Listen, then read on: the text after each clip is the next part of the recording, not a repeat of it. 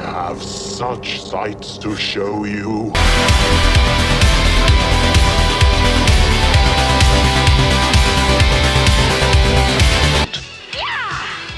Night of the Comet. The burden of civilization is on us. Fiction, isn't it? Night of the Comet is one of those that I chose for ScaryMania VI knowing literally nothing about it. I didn't even watch a trailer for this.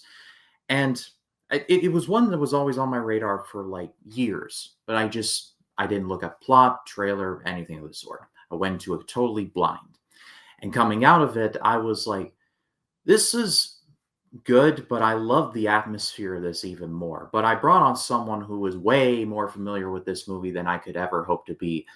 He's in a lot of trivia leagues that I'm in a part of. He's at the Dill Pickle Movie Network. It's Chadwick Webb. Chad, how are you? I'm doing great. How's it going? It's going good. Yeah, I wouldn't say that I'm like super familiar. I've seen this one twice. So I actually watched it, I think last year or the year before, for the first time. The reason why is because I have a book of Christmas movies, and it's just like it goes through a lot of different Christmas movies, and one section of it is Christmas horror movies. And Night of the Comet was one of those, and so I decided to watch it. And not only was I pleasantly surprised with the movie, but I was also like really excited because I learned something about it. And I learned that it was one of the big inspirations for one of my favorite shows of all time, or no, my favorite show of all time, Buffy the Vampire Slayer. It makes a lot of sense. I know. Well, it makes a lot of sense because there's a very similar dynamic. I mean, the zombies, obviously. I mean, no, it's a vampire zombie. I don't know what I'm talking about, but creatures and the dynamic between the two main characters I found to be very similar. And so I thought that was definitely, when you said inspiration, I'm like, oh yeah, that makes total sense. But the movie tells the story of a comet that passes over the Earth, wipes out nearly all of humanity, except for a few chosen. And the zombies, the literal cannibal zombies. And it all takes place over a majestic red sky. And I love the look of this. Like this is like one of the most atmospheric zombie movies I think I've ever seen. Yeah, I mean that's one of my first thoughts too. Is just the look of this movie is just incredible. The setting, the sky, like you said, just the color palette of the film, and then also mixed with the music and just pure like 80s aesthetic. Everything's like 80s and it's just like unapologetically 80s. I believe it was 1984 it came out. Same year as Nightmare on Elm Street. One thing I did notice though is that all throughout the 80s is that the early 80s were like in that borderline of late 70s, early 80s, where the influences are definitely there. It's not till mid-decade where you start getting into your Nightmares on Elm Streets, like your things like that, to where you're like, okay, this is the 80s horror that I hear about. It takes a few years, but by mid-decade, it's like, oh, well, there's no question where this movie came from. Yeah, I mean, if you look at something like The Shining, which came out in 1980, it feels like a 70s film. But for sure, yeah. When you get into a movie like this, the clothing, the music, just the way people act is just like super 80s. And I would even say like when you get to something, there was one day that last year where Jacob and I were supposed to talk about Buffy the Vampire Slayer, the movie. That movie came out in 92. In some ways, it feels like an 80s movie.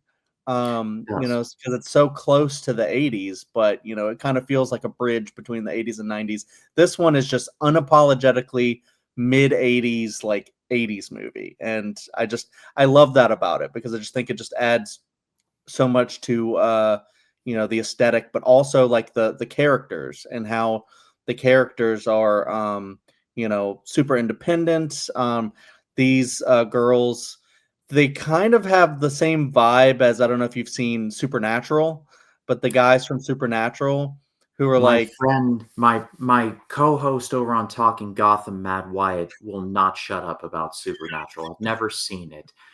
I've so heard Jensen Ackles is the main star, and he was in another show I mhm, love called Smallville, which I yes. talk small talk here on the channel. We just wrapped that up a few months ago. But yeah, I'm aware of it. I've just never seen it. Jeffrey Dean Morgan is also their dad. Yep. That is literally all I know. Yeah, yeah. I mean, it's basically like the idea of these two kids that were kind of shown how to fight monsters at an early age, and they just kind of like grew up to be hunters of creatures and things.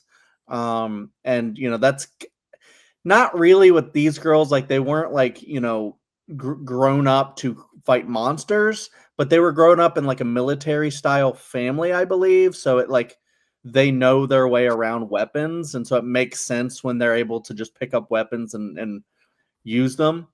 And then like it makes like a really great image when they go to the mall and they have like a gun put down right next to a bunch of shoes.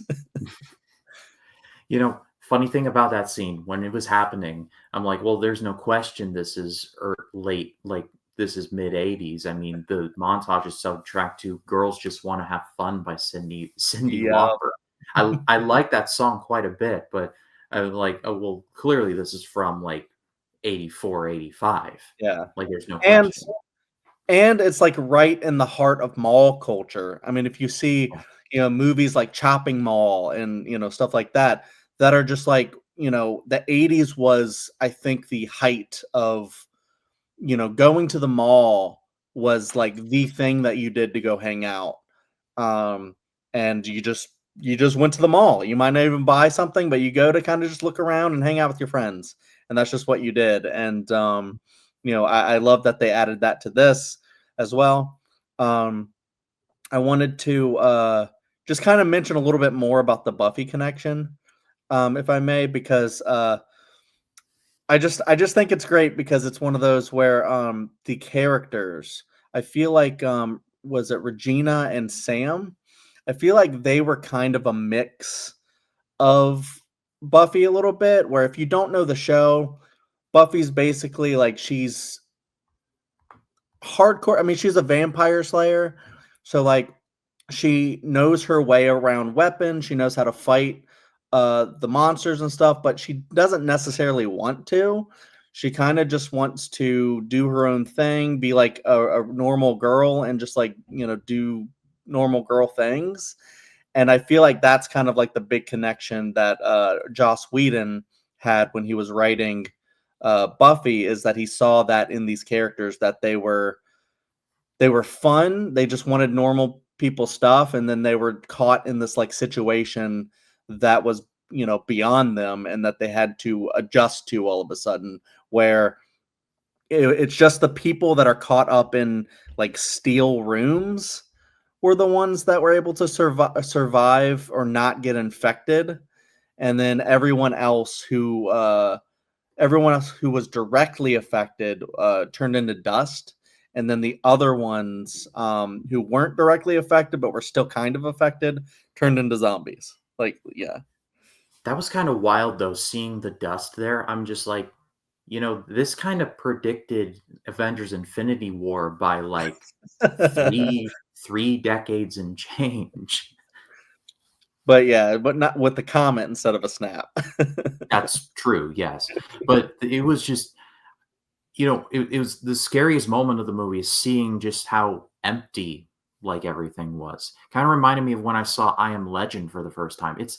That movie's not super. It's not all timer. I like it, but I like the look of the city and how just deserted it all looks and how Yeah. overgrown and forested it all is. I like the character of that, I guess, and I like how empty this movie does feel because it takes place in LA. LA's a big city and there's like few people in there, and it's just the dichotomy of that is just really strange, but I like it. Yeah. Yeah, I mean, you when you get a movie that's like that, it's pretty great. Like when they kind of cleared New York City, I think it's like one of the only times they did it for, or like Times Square for when Tom Cruise runs in Vanilla Sky. Yeah. If you know that fact, and you see him running in there, and you're like, they actually cleared that space, because I think most of the time when they do stuff like that, they have to do like visual effects or something like that to simulate um clearing the way. But yeah, I mean, uh I think it just, yeah, adds to the aesthetic of, everyone kind of gone, and stuff. And then it adds to the comedy as well when you get to the end, and you have, not to just jump to the ends, but just to mention that the comedy of it, where they're kind of all formed this like little found family Hmm. of survivors, and they're still like, they're kind of a little nuclear family, and they're like, we're gonna wait for the light to change before we cross the street. And then Sam's like, what are you doing? Why? There's no one around. And then No when one. she goes to cross the street, a car comes out, and it just happens to be some hot guy that she goes, hey, I'll jump in the car with him. And I thought that was like a brilliant way to end the movie. Yeah, that was a nice touch there.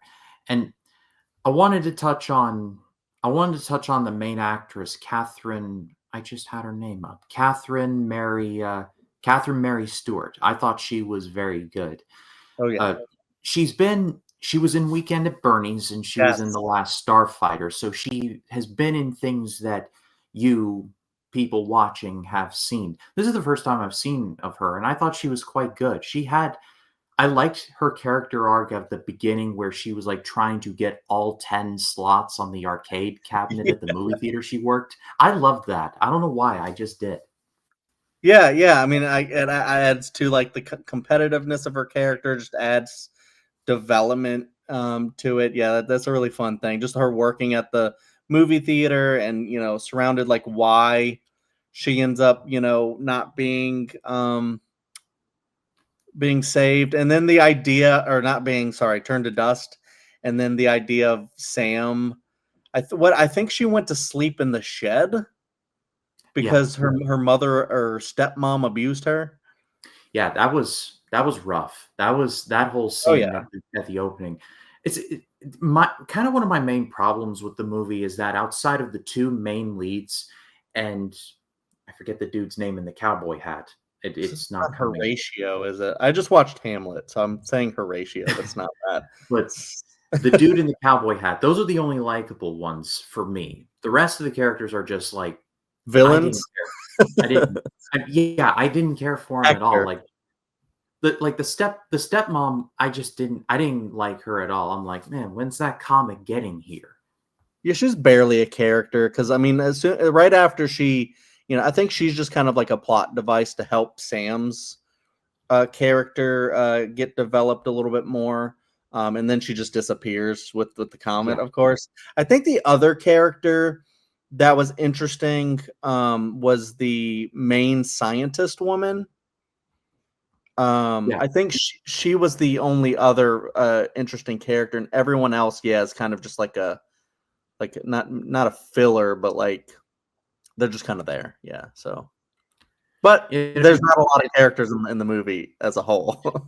yeah. That's important to know. It is like it's literally a movie where it's like a handful of people are there because everyone else is gone. Yeah. So that's the key thing to keep in mind.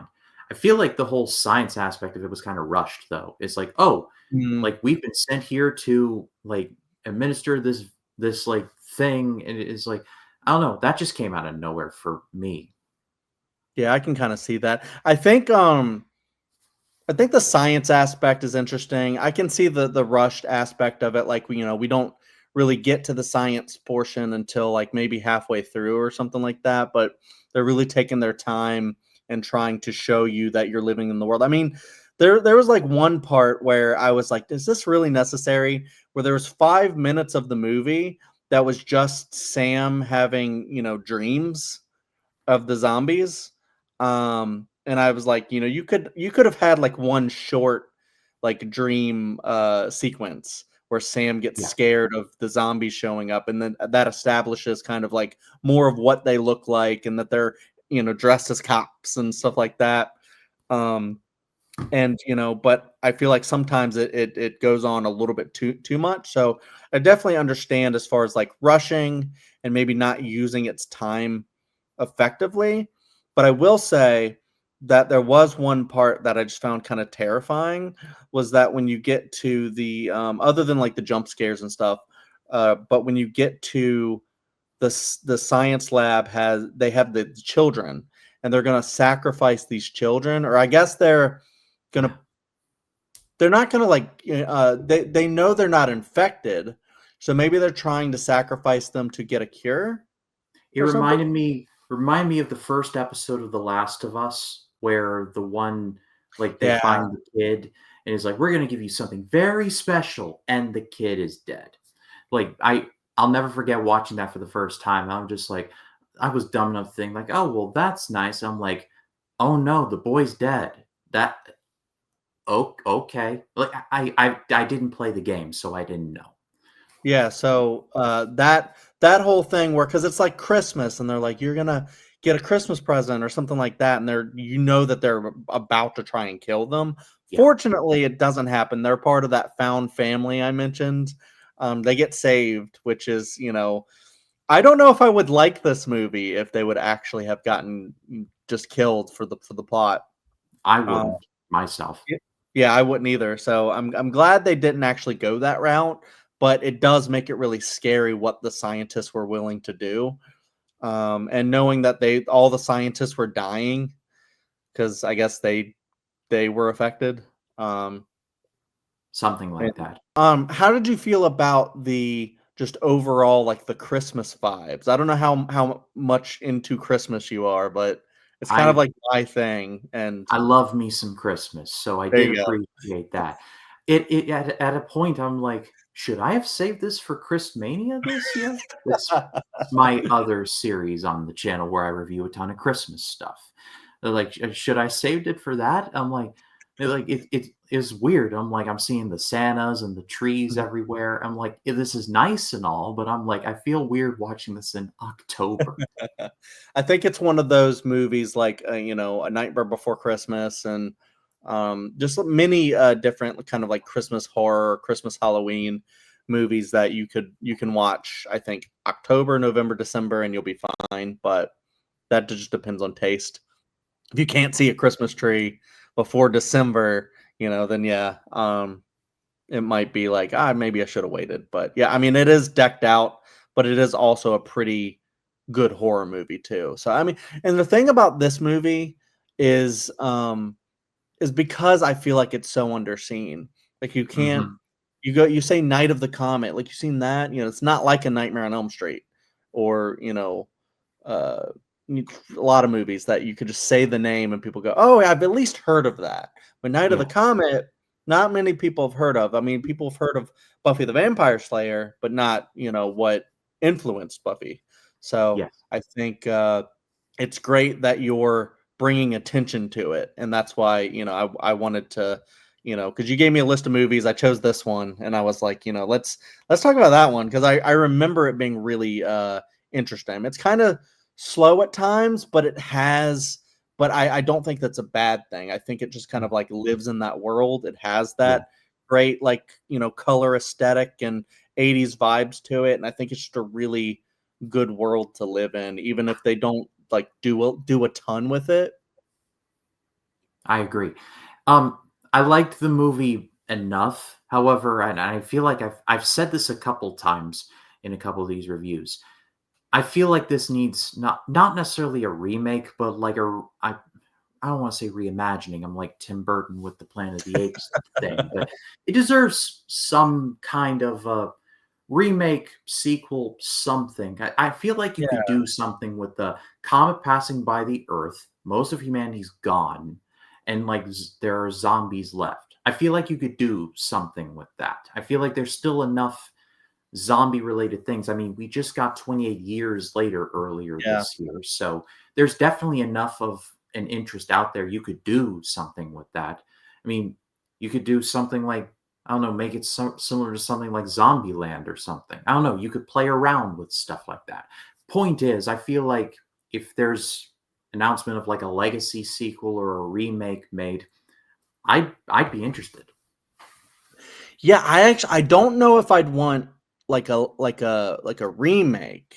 Although I'm not saying that that couldn't be interesting, couldn't be done well. You'd obviously have to. I mean, unless you really commit to doing like a period piece where you like keep it in the 80s, kind of a deal, but you'd have to modernize it a little bit, which is not a bad thing. It would just be like, I guess, revisiting these characters when they're older. It would be like you exactly said, like a legacy sequel, like a Top Gun Maverick type of deal, or a Blade Runner 2049, where you're revisiting these characters when they're older. I think all the actors are still alive, so as long as they'd be down, I think that would actually kind of be an incredible thing. Plus, you can still introduce other people that had been uh like immune or like saved by being in a steel room or whatever the deal is for the rules. I think that's a good idea, but I don't know if it'll happen. I don't know if there's a lot Yeah, of people clamoring for a legacy sequel for Night of the Comet, but I do think it is a really great like standalone um Christmas horror movie I that more agree. people should see.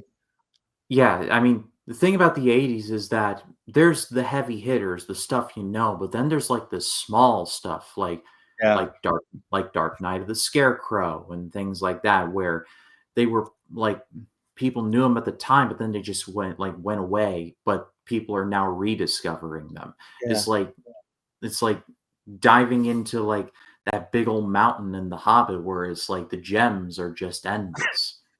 I Yeah, can't there's remember the you said there's a lot of great stuff that just is kind of like, got kind of lost in the 80s.